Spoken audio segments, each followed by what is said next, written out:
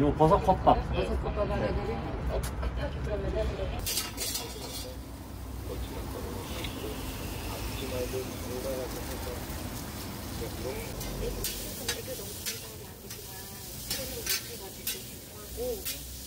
자연히 어느새 공시생 2년차. 1년차 때는 시험에 떨어져도 뭐 처음이니까 아직 떨어지는 게 당연하지 이렇게 생각했다. 그런데 2년차 때는 떨어지고 나서 아무런 기분도 안 들었다. 시험에 떨어지면 아쉬워서 눈물이라도 나올 줄 알았는데 눈물도 정말 노력한 사람이어야 흘릴 수 있는 거더라. 나는 그냥 별 생각이 안 들었다. 그만큼 열심히 안 한 걸 나 스스로도 아니까 이번에도 안 됐구나. 이거 내가 붙을 수 있는 시험이긴 한 건가? 이런 생각만 들었다.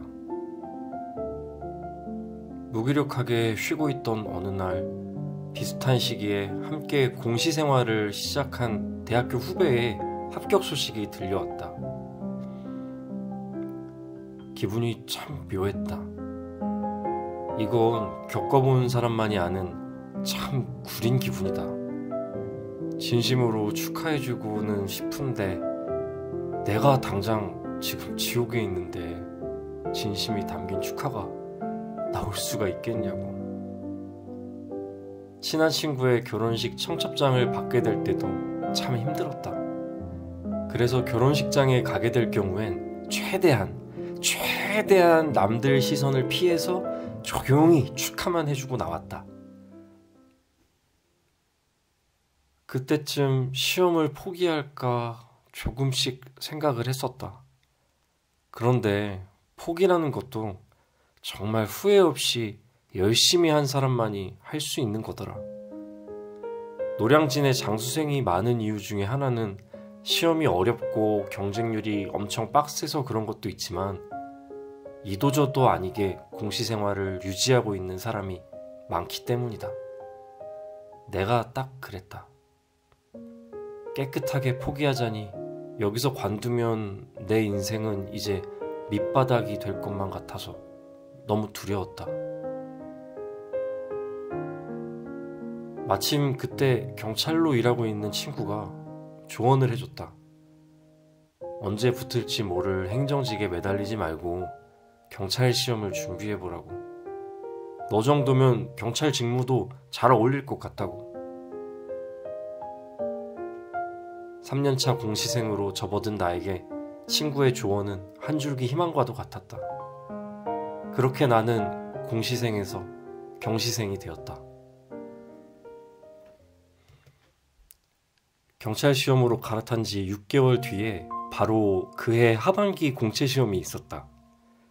형법, 형소법을 새롭게 추가해서 조금 빠듯하긴 했지만 행정직에서 공부했던 세 과목이 겹쳐서 나름 해볼 만하다 생각하고 공부했었다. 그렇게 첫 시험을 봤다. 예전에는 시험을 보고 채점을 한 뒤에 바로 그냥 시험지를 버렸었다. 택도 없는 점수였으니까. 뭐 심지어 채점을 아예 안 한 적도 있었다. 그런데 이번엔 달랐다. 처음으로 합격 예상 사이트에 내 점수를 입력했고 합격 커트라인 아슬아슬하게 내 점수가 있었다. 드디어 2년 공시생활의 끝이 보인다. 노량진에 숨막히고 답답하던 공기가 갑자기 다르게 느껴졌고 그냥 세상이 마냥 밝아 보였다. 그동안 날 기다려준 가족들과 응원해준 친구들에게 이번에는 될 것 같다고 그동안 너무 고마웠다고 연락도 하고 다들 축하해주고 술도 한 잔 푸지게 마시고 체력시험과 면접이 남아있었지만 이미 나는 최종 합격한 사람 마냥 행복했다. 그렇게 일주일 뒤 필기 합격자 발표와 각 지방청마다 체력시험 일정이 공개되는 날. 체력시험 일정을 확인했는데 기간이 좀 여유 있었다. 이 정도면 충분히 내 체력 점수를 끌어올릴 수 있겠다. 진짜 합격할 수 있겠다. 근데 필기 합격자 명단에 내 수험 번호가 안 보인다. 분명히 합격 예상 사이트에는 내가 합격권에 걸치고 있었는데 명단에는 내 수험 번호가 없다. 이상하다. 오류라도 났나?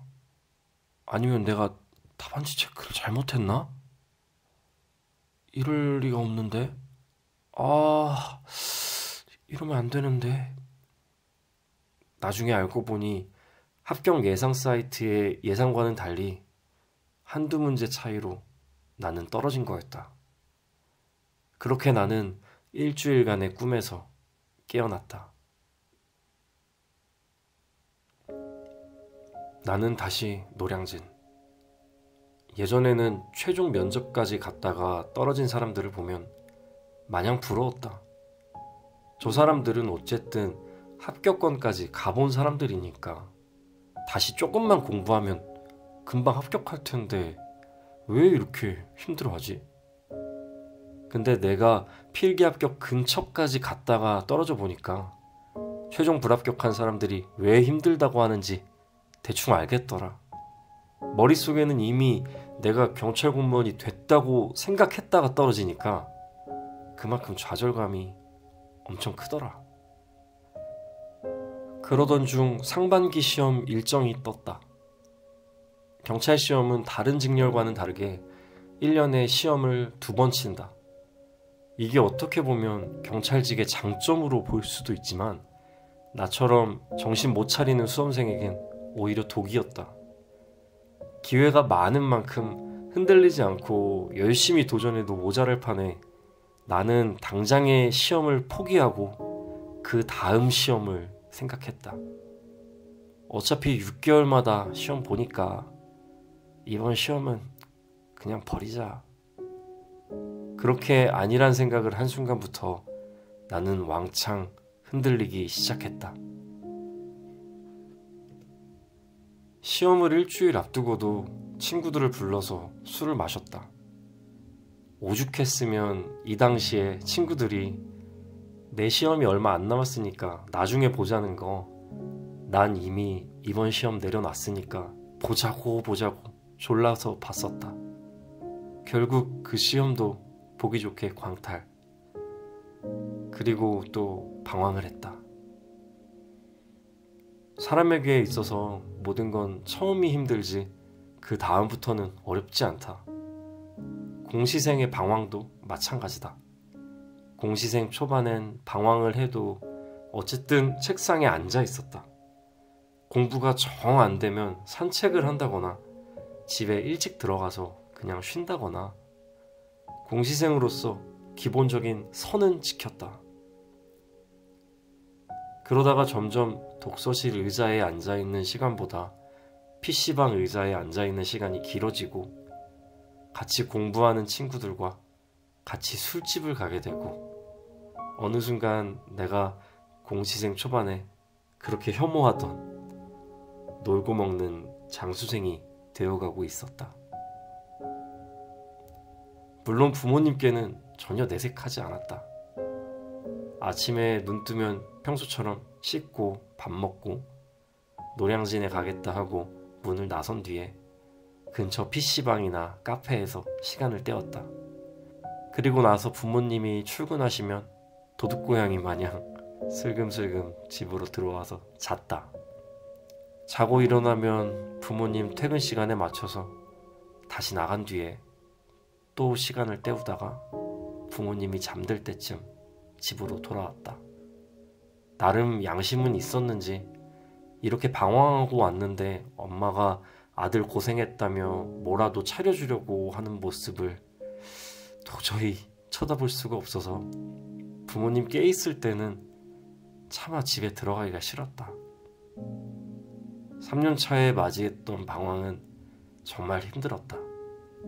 나름 정신 차리려고 삭발도 해보고 바다도 보러 가보고 정신과 상담도 받으러 가봤지만 어떤 것도 나를 치료할 수는 없었다. 그렇게 나는 밑바닥까지 추락하고 있었다.